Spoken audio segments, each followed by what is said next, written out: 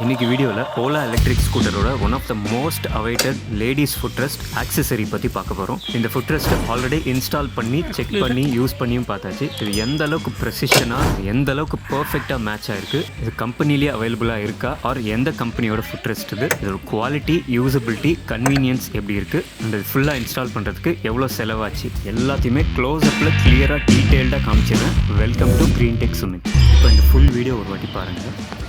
எனக்கு தெரிஞ்சு இந்தியாவில் முதல் முறையாக வெஸ்ட் பெங்காலில் நாராயண் அப்படின்றவர் இந்த அப்கிரேடை சொந்தமாக பண்ணியிருக்காரு. அதாவது ஓலாவோட எந்த ஒரு இன்வால்மெண்ட்டும் இல்லாமல்.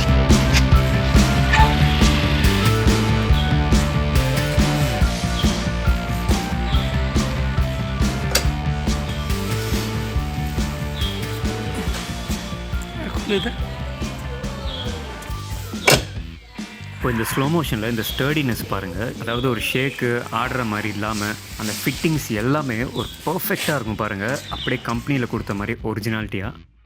மேலே மடிகிறப்ப அவர் காலால் புஷ் பண்ணுறாரு, அப்போ கூட போயிட்டு பாடி பேனலில் எங்கேயுமே டச் ஆகாமல் பர்ஃபெக்டாக அந்த கேப்பையும் மெயின்டைன் பண்ணுது. அதே மாதிரி கம்ப்ரெஸும் ஆகுது. கீழே எடுக்கும்போதும் ஈஸியாக ஒன் டச்சில் அதுவாக கீழே வந்துடுது.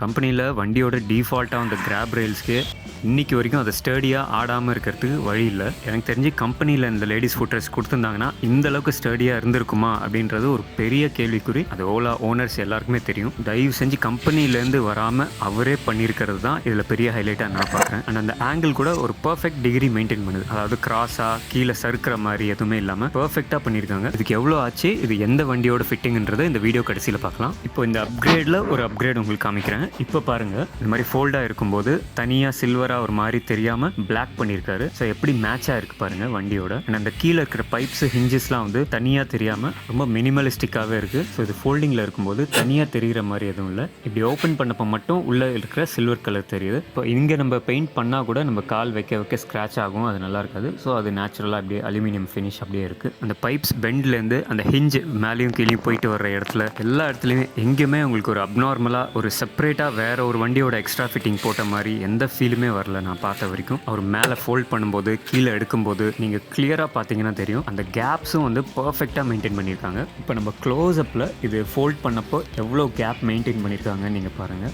அடியில் கீழேயும் எந்த அளவுக்கு கேப் இருக்குன்னு நீங்கள் ஓரளவுக்கு ஐடியா வரும். லைட்டிங் அந்த அளவுக்கு இல்லாதனால ஃபுல் கிளாரிட்டி இல்லை, பட் ஸ்டில் நம்மளுக்கு எவ்வளோ கேப் இருக்குன்ற ஒரு ஐடியா வருது. இப்போ நீங்கள் எப்படி கிளாம்ப் பண்ணியிருக்காங்கன்றது பார்க்கலாம். எக்ஸாக்டாக ஓலாவோட அந்த 2 போல்ட்ஸ் எங்கே வருதோ அதே அளவுக்கு பிளேட் போட்டிருக்காங்க, கிளாம்பிங் பண்ணியிருக்காங்க. அண்ட் அந்த போல்ட்ஸு பர்ஃபெக்டாக சீட்டாக இருக்குது. அந்த பிளேட்டை டிசைன் பண்ணி வெல்ட் பண்ணுறது, இந்த பைப்ஸ் பெண்ட் பண்ணி கரெக்டாக வெல்ட் பண்ணுறது, இந்த மெஷர்மெண்ட் அண்ட் ஃபேப்ரிகேஷன் எல்லாமே வெஸ்ட் பெங்காலில் இருக்கிற ஒரு டெக்னீஷியன் பண்ணியிருக்காரு. உங்களுக்கு ஃபர்தர் டீட்டெயில்ஸ் வேணுன்னா ஆக்சுவல் வீடியோட லிங்க் டிஸ்கிரிப்ஷனில் இருக்குது, நீங்கள் செக் பண்ணிக்கலாம். அவ்வளோ வாட்டி ஃபோல்ட் அண்ட் அன்ஃபோல்ட் பண்ணப்போ கூட நீங்கள் அந்த பாடி பேனலில் எங்கேயுமே ஒரு சின்ன டச் ஆன மாதிரியோ ஸ்க்ராட்ச் பண்ண மாதிரியோ எங்கேயுமே இல்லை பாருங்கள். ஸோ அந்தளவுக்கு அதை ஃபேப்ரிகேட் பண்ணியிருக்காங்க. இந்த ஃபிட்டிங்கை ஒரு பேலன்ஸ்டாக வச்சுருக்காங்க. அதாவது அங்கே ஆல்ரெடி இருக்கிற ஃபுட்ரெஸ்ட்டை இவங்க ரீப்ளேஸ் பண்ணியிருக்காங்க இந்த லேடிஸ் ஃபுட்ரெஸ்ட்டோட. ஸோ ஆல்ரெடி அங்கே இருக்கிற நம்ம கால் வைக்கிற ஒரு சிங்கிள் ஃபுட் பெக்கை ரிமூவ் பண்ணிட்டாங்க. ஸோ இப்போ நம்ம யூஸ் பண்ணுறப்ப அந்த சிங்கிள் ஃபுட் பெக் இருக்காது. ஸோ இந்த லேடிஸ் ஃபுட்ரெஸ்ட்டை நம்ம அன்ஃபோல்ட் பண்ணி அங்கேயே கால் வச்சுக்கிற மாதிரி இருக்கும். அண்ட் இதோட பொசிஷனிங் எப்படி பண்ணியிருக்காங்க நீங்கள் பாருங்கள். ரொம்ப ஃப்ரண்ட்லையும் இல்லாமல் ரொம்ப பின்னாடியும் இல்லாமல் பண்ணியிருக்காங்க. ஸோ தட் நம்ம டபுள் சைடு கால் வச்சு உட்காரும் போது கூட அந்த சைடு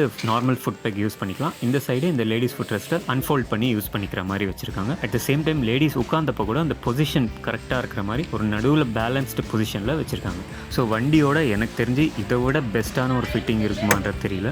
இப்போது இந்த ஃபுட்ரெஸ்ட்டு எதோட ஃபுட்ரெஸ்ட்டை இவங்க மாடிஃபை பண்ணியிருக்காங்க அப்படின்னா யமஹா ZR இல்லாட்டி யமஹா ஃபேசினோ இந்த மாதிரி யமஹா ஸ்கூட்டரோட ஒரு ஃபுட்ரெஸ்ட்டை இவங்க இந்த மாதிரி மாடிஃபை பண்ணி ஃபேப்ரிகேட் பண்ணியிருக்காங்க. அண்ட் இதோட காஸ்டிங், ஆக்சுவல் ஃபுட்ரெஸ்ட்டோட காஸ்ட்டு 590 rupees அண்ட் இந்த கஸ்டமைசேஷனுக்கான காஸ்ட்டு ஒரு 500 ரூபாய். ஸோ மொத்தமாக ஒரு 1100 ரூபான்னு வச்சுக்கோங்க டோட்டலாக இந்த ஒர்க் பண்ணுறது. சீக்கிரமாக வேறு ஒரு நல்ல பதிவை கொண்டு வரேன். உங்கள் கிரீன் டெக் நண்பன்.